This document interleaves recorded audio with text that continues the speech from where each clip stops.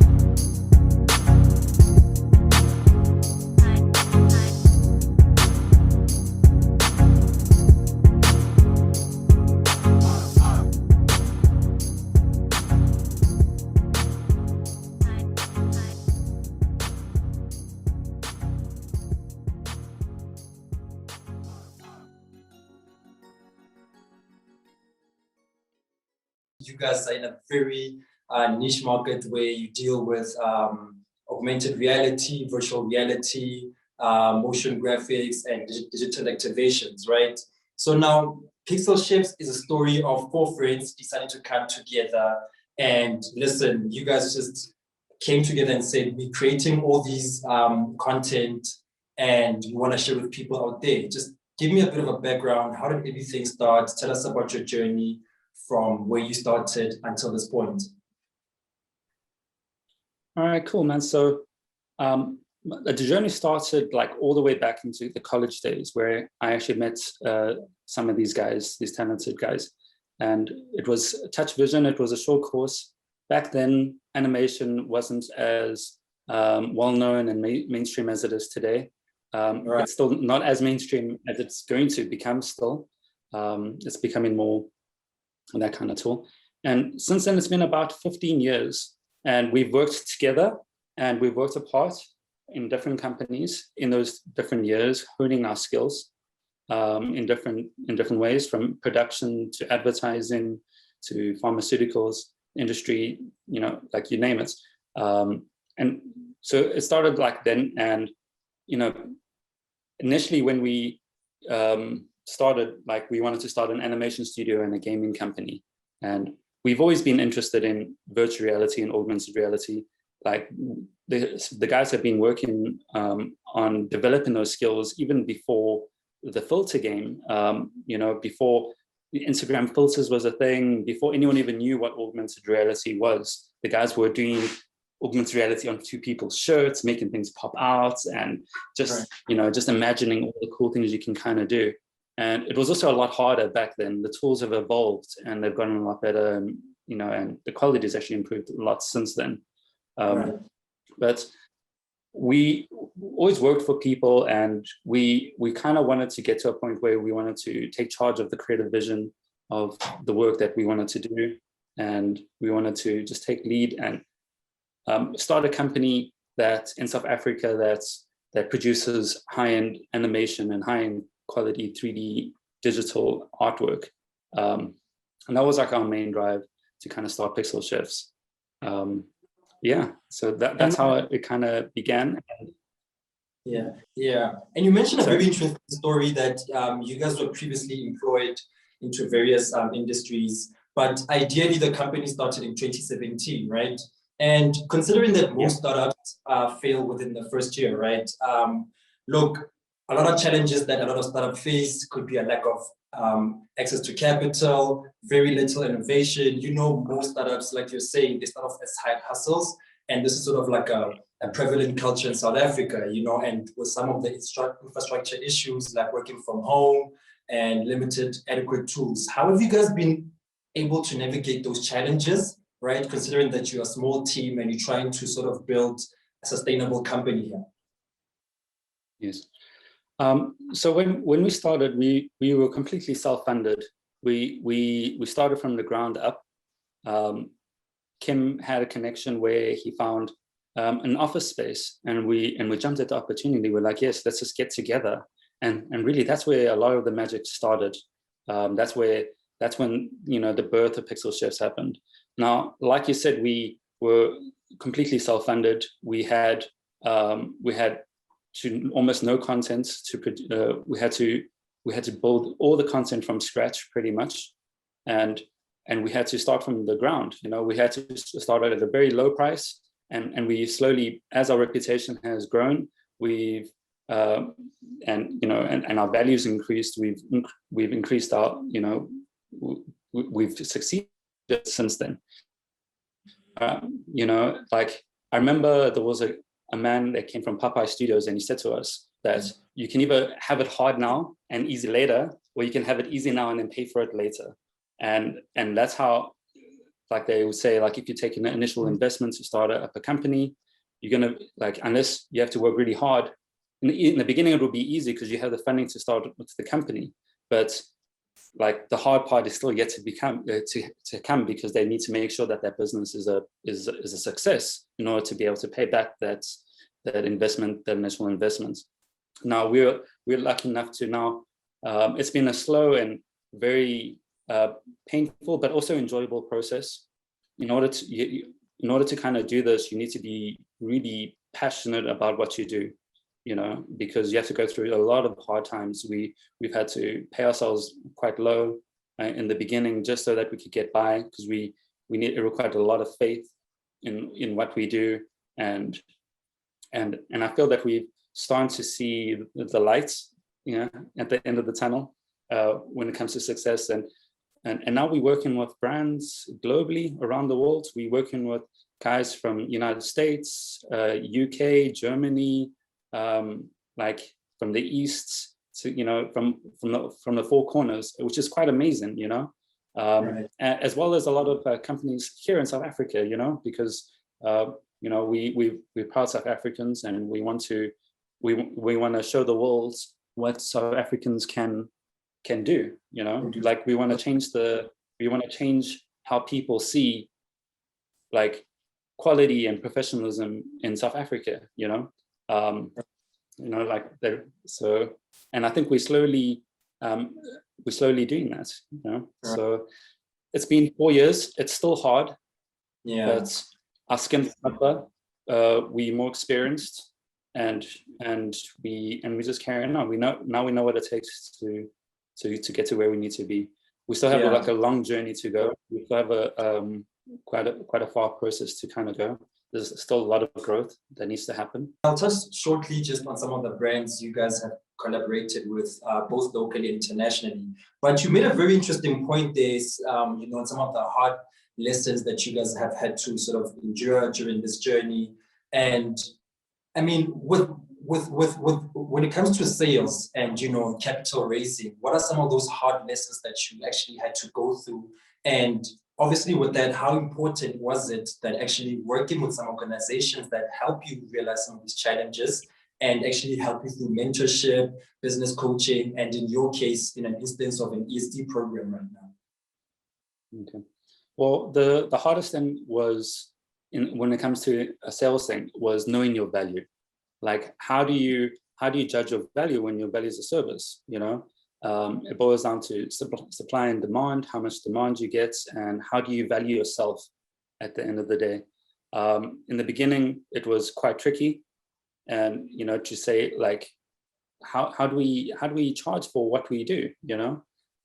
And what we learned was we needed to trust other people's experience to help guide us down that process. And working with so many different clients over the years has given us a clearer vision as to how to charge for things. So it really requires experience to be able to know how to do that. We still struggle today on certain different quoting because what we do is so specialized and so customized that no two jobs are the same, you know? So we always have to, it's very difficult to say, hey, like, here's a template. Let's just do cost based on a template. We have to always cost based on the needs of our clients at the end of the day, because, you know, the shoe doesn't always fit. It's a bit of a Cinderella situation. But now I feel that we picked up speed. We're better at that process now. Now it's hard to also talk about sales without talking about marketing at the same time, you know, because now they would also go hand in hand, you know, like, the better your marketing, like, it plays a big influence on how you also cost at the end of the day. And I mean, you referred earlier to some of the big brands that you have collaborated with, both locally and internationally. And I mean, out of those, which one has been the most engaging and impactful? Oh wow, that's quite a difficult question. I feel it's a bit tricky to say.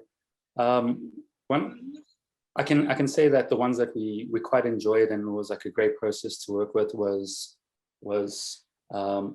working on some of the animations for Aquafresh, and was for Metropolitan was a very fun process. We thought it was a great success, and just working with their team was just such a pleasure. Working with the guys from Ford versus Ferrari was really great, because now we're working with like a well-known international film company, and the content that we created for it was fun to create. That was also quite enjoyable. I recently did an effect for a company called Beko, which is in Turkey. It was for a team, which was for one of their football teams there, and they saw massive success in some of the returns of their effects. But the growth has been quite gradual, across the board.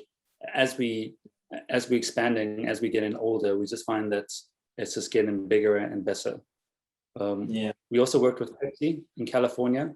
That was quite a great process. We worked with their art team, and we helped refine their concepts for like some of the work that they've done there. That was quite great. So the list can go on. So now, but you know, you mentioned all these brands and overseas that you've collaborated. How important was it that you guys had to have your sales strategy as sort of the forefront in actually driving what you guys do? And how did some of these opportunities come about? Were you traveling overseas? Were they collaborating, or were they reaching out to you guys? How did all these collaborations sort of come from? Most of the clients that are coming our way have come our way directly from them. It hasn't been the other way around. We haven't necessarily contacted anyone. We haven't really done the direct sales technique. 95% of our clients come to us and they come to us because they see the work that we produce through marketing. So we have, one of our philosophies is to be proactive in our own art, in our own work, and we create the art and the work that we want to see, and we put it out, and the people that like respond to the work, they approach us, and that's how we get our the majority of our clients. You know, because I feel that a lot of clients already know what they want, and they go on the hunt to go see what's out there and what's available, and we come across them, and then they come in and approach us. So that's usually how it works on our sales side. Now, yes. Tell me, you mentioned earlier on about some of the royalty filters that you collaborated on, and I mean, you've done this for Instagram, Facebook, Snapchat, and you've done a lot of 3D and 2D design and animation videos. On your website, you mentioned that you're an official Facebook AR partner. How does this all tie in? And if you can just elaborate on what is that exactly? So we're now AR partners with Facebook South Africa, and now we're also part of a special group of global leaders in AR who are also partners with Facebook. A short group of maybe 200 people out of 11,000. We were kind of selected. We were first introduced to the partner. We were invited to do a talk in Cape Town by Facebook to talk about some of the work that we've done. And since then, and afterwards, they made us Spark partners, and we've been working closely with Facebook in South Africa since on multiple projects. We worked with them on Vaseline. We worked with them on a project for Colgate, and a number of other projects. Very positive and very good people that side of Facebook, and as they do, they like the Facebook travels all around the world, and they got wind of us, and we started developing relationships with the more global people working at Facebook and Instagram and even Snapchat. We've even worked with Snapchat. We even spoke with the guys at Snapchat back in the day, although it's not our prominent thing just because of the market in South Africa. And that was like a massive step for us, you know, that really helped us put us on to take us to the next step. That was a great achievement by the team, which I'm very proud of. And they supported us, and they supported us since. It was quite cool. And you know what, I want to touch, I think this is more on a personal question. You know, I want to touch a bit on the tech industry and in terms of what's really happening out there. And look, we know that tech is evolving very fast, right? And what the pandemic has done, it has sort of accelerated all these new technological trends, right? Now, which industries do you think is increasingly adapting to augmented reality and virtual reality in terms of reimagining business process, right? And customer experiences. And as Pixel Chefs, how are you guys aligning to these opportunities? Well, we feel that like AR and digital is influencing every industry, especially with the pandemic.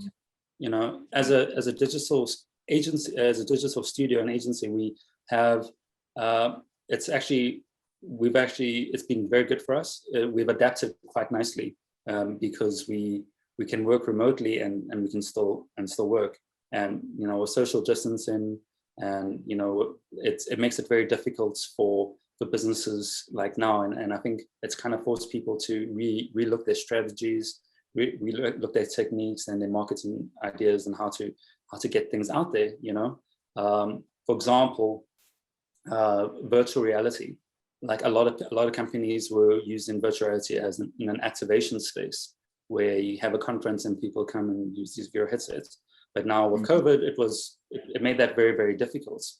But the power of virtual reality is not in people coming together in one place to do virtual reality. The idea is that it allows you to come into one space remotely. You can now be in the same place each at our own homes, you know? So it was a matter of changing how you see this technology and how you apply this technology.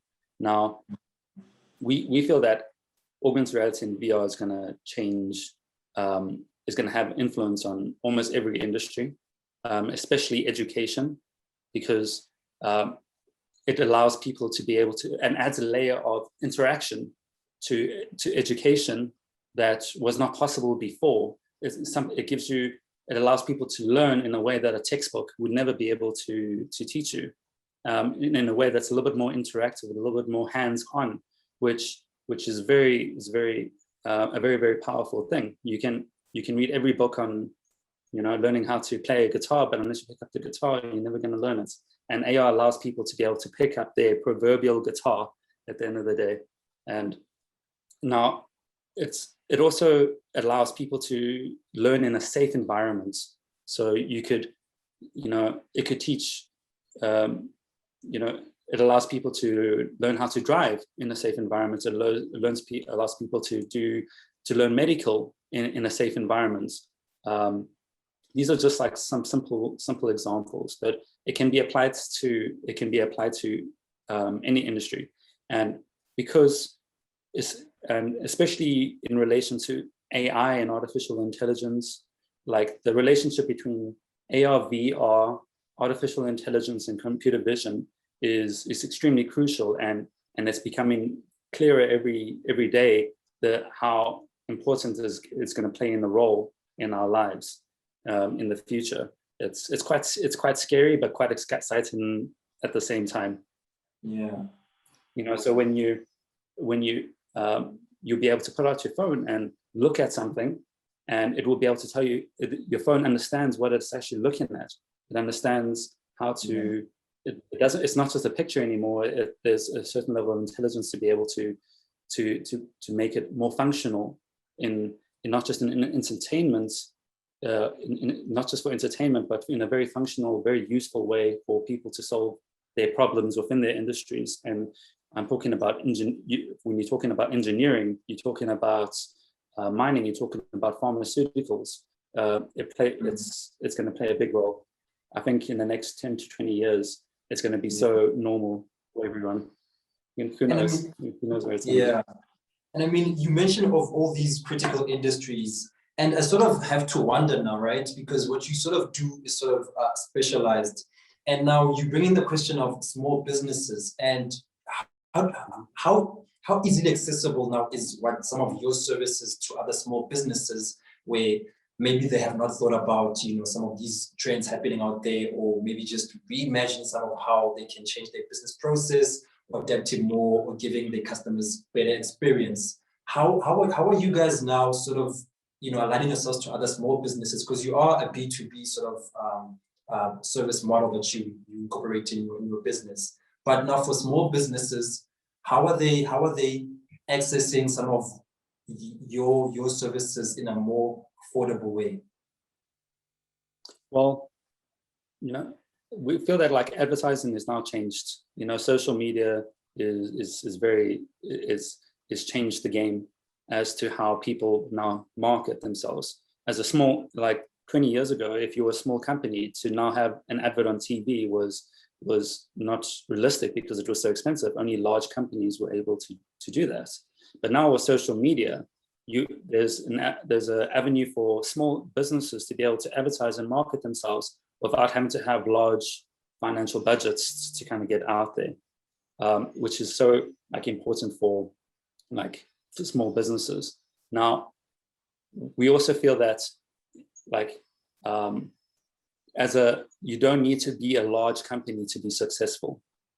There's a lot of, it's now more about community and working with different people in order to kind of like bring together, you know, like the needs that you need so that you can bring the highest possible quality for those people in particular, you know. So we've worked with developers around the world on certain projects that we felt they brought value to what we were trying to do.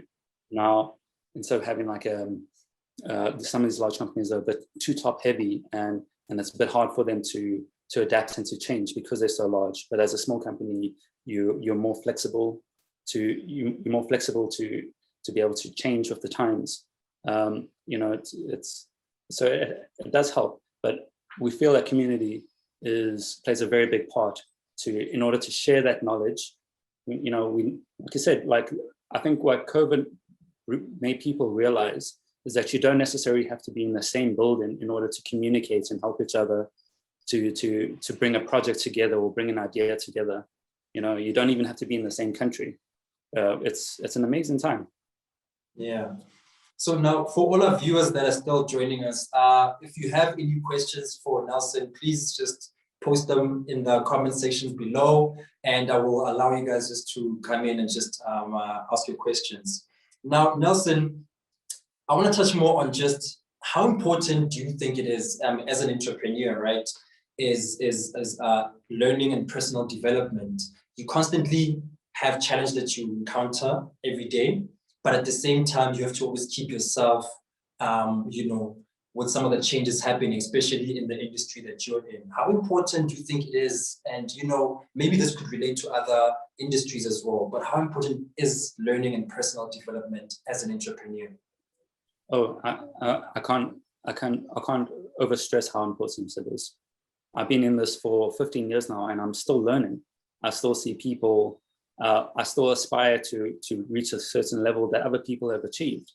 And I see even people younger than me, much younger than me, doing incredible things, and they inspire me.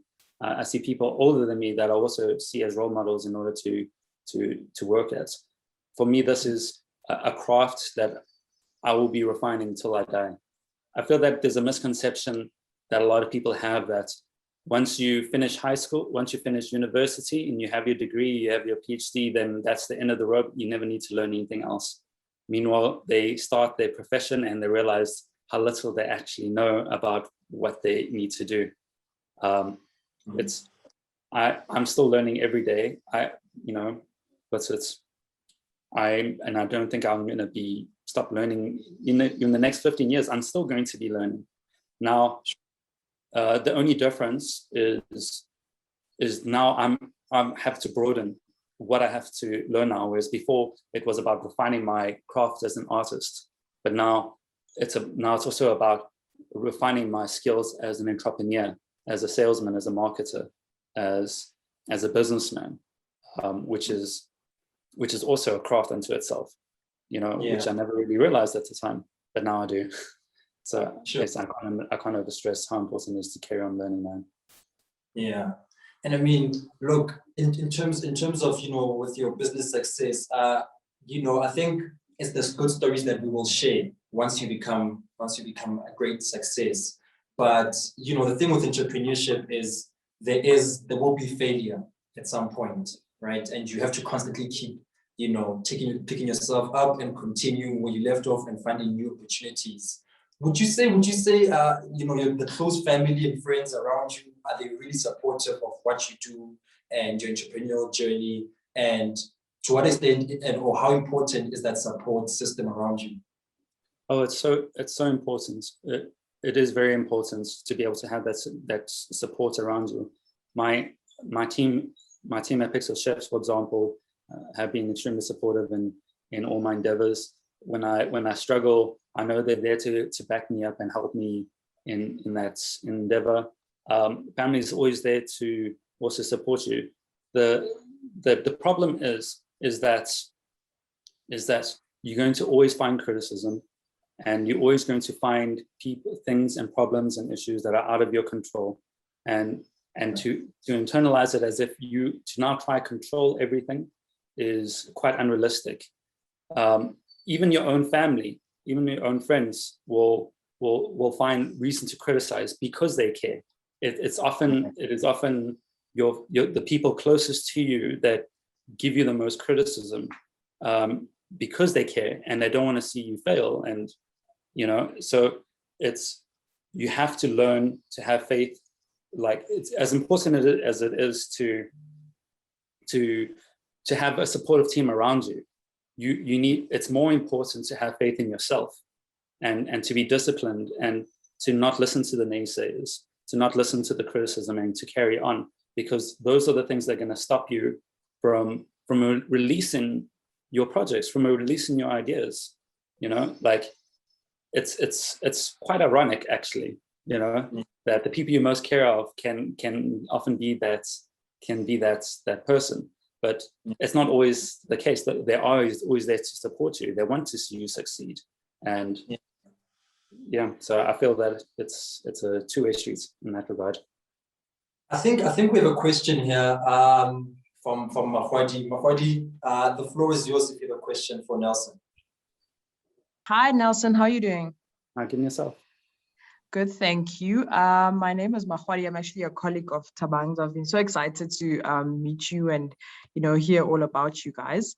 So I just have a question around what you were just talking about now on, you know, the misconception of learning, and that, you know, it stops after a certain level of schooling, right? So I believe that as you grow and learn, your responsibility to deliver knowledge as well to the next generation, or the people that come after you, grows as well. So how do you intend to deliver that knowledge that you now have to, you know, the next generation, specifically within the digital marketing space, to say, guys, learning is forever. You never stop learning. So how do you intend to deliver that to avoid this misconception in the future, or at least mitigate it? Well, we ourselves have released a few things with regards to training. Every time we've often shared our knowledge as we overcome certain obstacles and we learn how to achieve certain things. We like to share that knowledge, and community is a very big part of that. We, you know, because, you know, when you get stuck, you want a resource in order to go to, in order to help you solve your problem that you find yourself in at that current moment, and the community helps, you know, largely in that way. Something that we love a lot is YouTube. YouTube is most probably one of the most amazing technological advancements. It's like you can learn anything from YouTube now. If you want to fix your, you know, it's really, you can learn anything on YouTube. It's just a matter of investing your time into it now. We feel that giving back and teaching people is so important. You know, like I believe in apprenticeship programs. Like I want people to learn from me as I grow as a leader and as an owner in a company. I want the people that work for me to be able to learn from me as we grow as well. So it's not just a case of teaching people online, but teaching people within your own company, because I feel a lot of people just you have to give the people that work for you an opportunity to learn and to grow. And I know a lot of companies do that. They send their employees on training programs and different things like that. But I feel that as a leader, I want people to learn from the skills that I have, from the experience I have, because, you know, between the four partners that we have in excess of about 60 years of experience, you know, that you know, people straight out of college can actually learn from. And I feel it's actually very, very important to be able to share that knowledge. Otherwise, it becomes it becomes too much of a trade secret, and then no one wants to share, and that hinders growth. It hinders growth generally for a lot of companies and a lot of people. You know, share the knowledge, make the world a better place. It's important. You know, not everyone has money to go spend R500,000 Rand on studying a degree in university. Out there, that are so smart that deserve that opportunity, you know? So I'm thankful that there's avenues like the internet to be able to help people achieve that. Yeah. All right. And then my second question, and maybe it takes us a little bit back. I just wanted you to give us a chance to hear you out more. You spoke about, and you know, it sort of starts from when the video was playing. I heard you saying, oh, it takes me back. I could feel that nostalgic tone there. And I just wanted to know, because you touched on some of the most fun and challenging clients or projects you've ever had. You mentioned Metropolitan in there. I want to know, what was the most challenging ones, and you know, why was it specifically challenging? Well, we've had, you know, there's been so many projects that have been quite challenging. like during the creative process, it's usually, it starts off with initial excitements, like being able to start the projects, and pain in order to, because the vision is not always how you want it to achieve, and then it's the pull-up phase when you're halfway, and it's quite a painful process. Yes.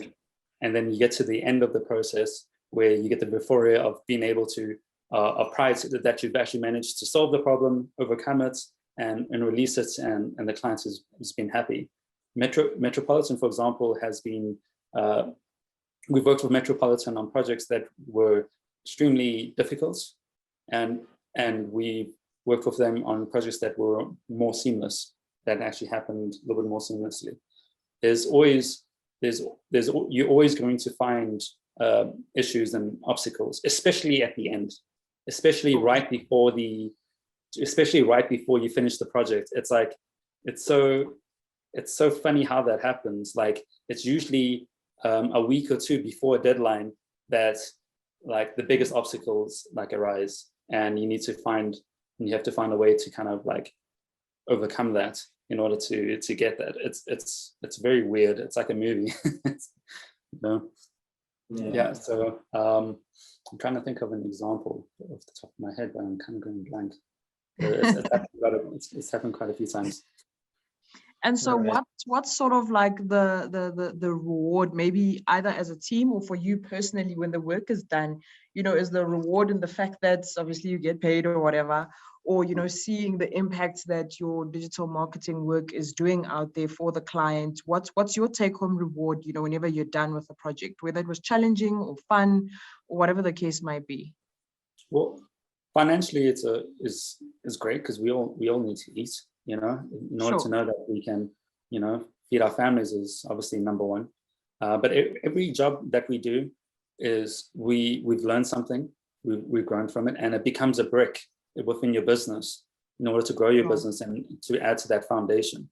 So every time you finish a project, it not only is something that's going to help pay the bills, but it becomes a marketing asset in order to help you get new business at the end of the day, you know. So it's very important. Like, you know, we've released certain work that we've done for brands that have attracted other brands because we've done that. So it's a step-by-step process, and I think it's like, I see it as like a brick in the foundation of the business. Nelson, I still have one more question here that I just sort of want to touch on, and this is, I would say this is more on a personal question. I mean, you mentioned, you know, there's the four of you guys, and you're a team that works very closely, and everybody sort of, you know, pulls their weight in terms of what needs to be done in the team. Mm-hmm. In an environment where you guys work so closely on each project, how is it working with friends, right? That's the first question. And how competitive can it get to a certain extent, but in a healthy way, and that allows you guys to sort of meet your targets and objectives? There's pros and cons to working with good friends. Like, working with friends allows you to kind of get through the hard times without, you know, trying to kill each other at the end of the day. You know, because it can get, like I said, it gets really tough sometimes. And to know you have someone that you can trust and to back you when things get hard is so incredibly valuable. You know, like, I'm so happy that I decided to work with these guys. But making sure that you choose the right people is also very, very important. But on the other side, it's that working with friends can also stop you from being honest about certain things. You end up tolerating things more than you would if you were working with in a strictly professional environment. You wouldn't tolerate certain things as much, and that can also be a hindrance. So it's a pro and cons situation. But it's so important that you have to choose the right people within your team. You have to make sure that your work ethic is aligned, that you guys share the same work ethic and you guys share similar values. Yeah. And I would like to open the floor again. I think we have another question. Linda, if you can please unmute yourself. Hi, Nelson. Very interesting interview. I just always found, your creatives such interesting people. Were you always a creative person? Did you always know that you'd go into the creative space? Or is it something that, developed? I've been doing art as long as I can remember. But it was only when I finished high school that I realized the direction that I was going to go in. It was only after I left high school that I realized that I wanted to become an animator, which started my journey. I didn't even know what animation was prior to high school. It was, even though I saw it every day, like it never really occurred to me that this was something that I could do for like a living. I remember even back in kindergarten days, or like primary school days, doing paintings and how much I loved it. I've been drawing and, I've been doing arts for a very long time. Even music, like I expanded on music for a certain level of time. But I realized that music was not my strong suit. And I went down into the artistic route because it was more in line with my skills and who I was as a person. Yeah. Like compared to Kim, Dylan and Neil, these guys' artistic level is really on a different level. It's like I feel they've become like role models for me to be able to push my skills up to that level. And they also were classically trained. They went to NSA. Their high school was art, and the work speaks for itself. Yeah. And Nelson, look, I understand as an entrepreneur, time is really of the essence. But just before I let you go, just what's the one advice you wish someone might have told you maybe 10 years, 15 years prior? And what advice would you share now, just on your last note before I let you go? It's like, I would say that learn, like, how do I say this? Learn to have like learn that the journey is not always going to be fun and happy. You need to learn that, in order to achieve anything in life, you need to be able to stick it out. All the good things, all the good things in life come from hard work and perseverance and sweat and tears.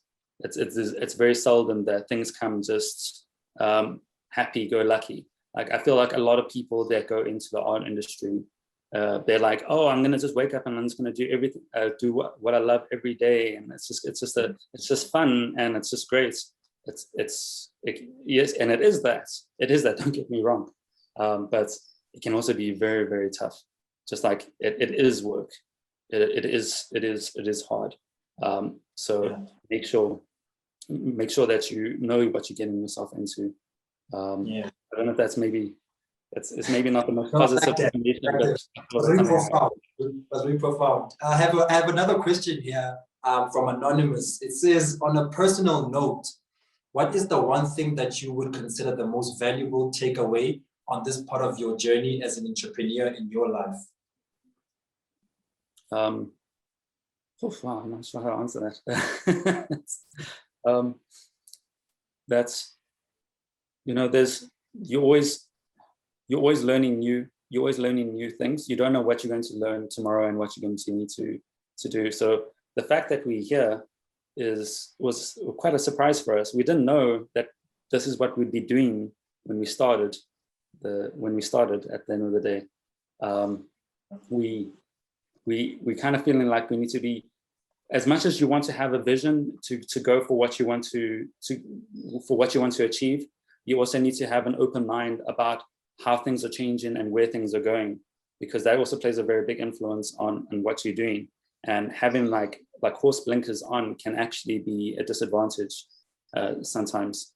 As much as it's good to have that as a value, as to be, to persevere and to be strong, you also need to be flexible and be smart about what is actually happening and use your skills to be able to best suit what's actually happening within the environment. So I think that's also quite important. I really like that. And sorry, but there's one more question for you here from Anonymous again. Which creative brand or digital artist in your industry do you enjoy or inspires you the most? Oh wow, there's quite a few. There's quite a few guys that inspire me. There's a guy in the industry called Mark Wakefields. He's produced some incredible stuff. He's worked on some large brands. Also, his brother Ross, he's also like incredibly skilled. There's a lot of people in the community like Nolan and Josh Beckfields that also I also look up to, because not only they very incredibly smart people doing things that blow your mind, but they're also incredibly humble people. Then on the other side, then there are other artists like people who's also quite an inspiration to be able to, to say, I'm going to release something every day for like 20 years, 30 years. That's also something I always look up to. Even from a traditional fine arts perspective, like Ai Weiwei was also like an inspiration, because it's also not just about pretty pictures, it's about the message that you're putting out there, like how you like, and being able to have the courage to be able to put out those messages is also very, very inspiring. Oh, there's too many to name, but those are just a few that I can mention. Nelson, listen, brother, thank you so much for joining me today. It's been a very inspiring, interview, and I think you shared a lot of, knowledge. And I do think that we will be following your progress very closely. And I want to just give a big thank you again for joining us today, and a big thank you for everyone that also joined us. And any last words from your side before I let you go? No, just thank you for having me and listening to me. Hopefully I'll have more to share in the future. Sure. Awesome. Thanks a lot for joining us today. To everyone joining us, thank you again. Thank you to my team for making this happen. And I think, Nelson, to you, thank you to Alicia for helping us put this interview together as well. And, brother, thank you. Wishing you good health, and may the wind be behind you in the journey ahead. Thank you. I don't know what I would do without Alicia in the business. She's been the glue helping keep everything together. But, thank you. All right, awesome. Thanks a lot for joining us today. Everyone signing off from my side.